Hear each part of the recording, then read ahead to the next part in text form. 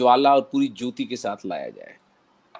एक और colonel Tod एक और जिक्र करते हैं कि जहांगीर ने उनके साथ भाई जो हैं सगरा को राणा बनाया था चित्तौड़गढ़ का। यस, ये बिल्कुल ठीक बात है, ठीक बात। और सगर नाम था उनका।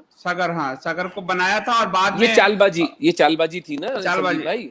हाँ, कि भाई और आपस में सिसोदिया को लड़ा दो। लेकिन वो जो है खुद उसने चित्तौड़ जो है अमर सिंह के हवाले करके और वो आत्महत्या कर लेता उनके दरबार में। नहीं, ऐसे नहीं था।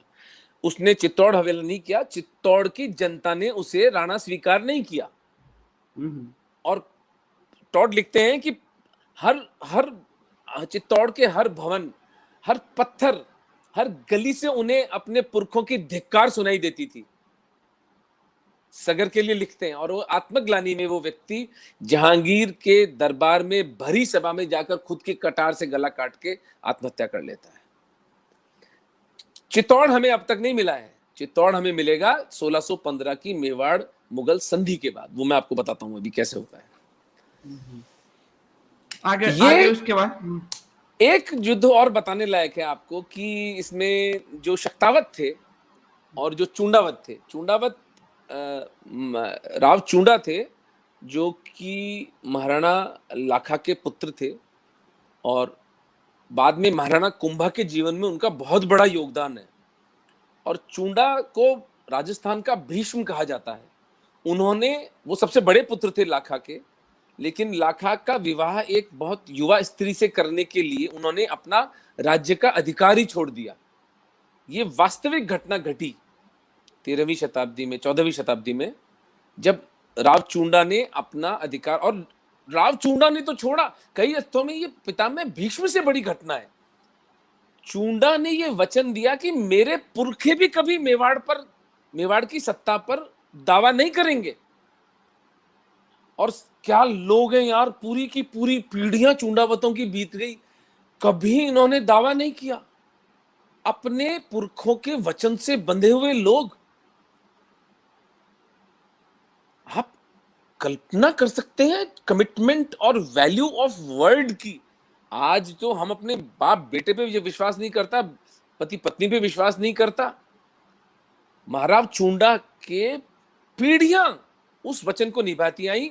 वे केवल मेवाड़ के राज परिवार की सेवा करती रही। तो इसमें एक चूंडावत जो थे और शक्तावत, उनके बीच में बहस हो जाती है महाराणा अमर सिंह जी के राज्यकाल में कि हमेशा चूंडावत ही क्यों हरावल दस्ते में जाते हैं। हरावल दस्ता यानी जो आगे जाता है। सारे के सारे एक्कोलेड्स और ग्लोरी चूंडावतों के हिस्से में क्यों है। शक्तावत कहते हैं हम भी लेंगे।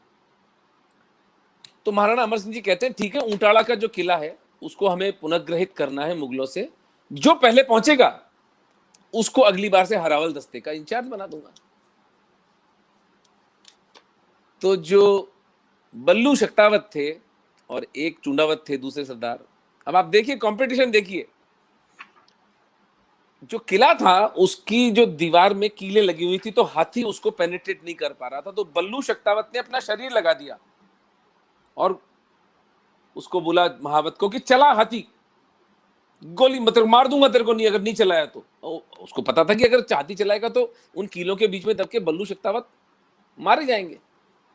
और वही हुआ। लेकिन उस मांस के प्रोटेक्शन में हाथी टक्करें मारता रहा और वो दरवाजा भर कर गिर गया। तो इधर से जो चूंडावत जा रहे थे उन्होंने कहा यार ये तो शक्तावत जीत गए, शक्तावत पहले घुस गए। तो मुझे उनका नाम ध्यान नहीं आ रहा। वो जो सीढ़ी से चढ़ रहे थे वो किले की दीवार पे, तो गोली लगी उनके पैर में। तो उन्होंने कहा मेरा सर काट के अंदर डाल दो। तो फिर क्या कह रहे हो? अरे कि बोले कि तुम्हारे हरावल दस्ते का क्लेम खत्म हो जाएगा अगर शक्तावत पहले पहुंच गए तो। मेरा सर काट के अंदर डाल दो। सर काट के चूंडावत सरदार का अंदर फेंका गया। सोचिए सर क्या लोग थे। मौत मृत्यु इनके लिए खेल से अधिक थी क्या? लेकिन आत्मसम्मान, हरावल दस्ते का जो मान था उसके लिए शक्तावत और चूंडावतों के बीच में ये कंपटीशन था, जिसमें अंततः खैर चूंडावत जीवित विजयी रहते हैं। लेकिन अमर सिंह जी की आंख में प्रेम के आंसू आ जाते हैं कि आप दोनों ने इतने शौर्य का प्रदर्शन किया और ऊंटाड़ा का जो किला है वो जीत जाते हैं लोग।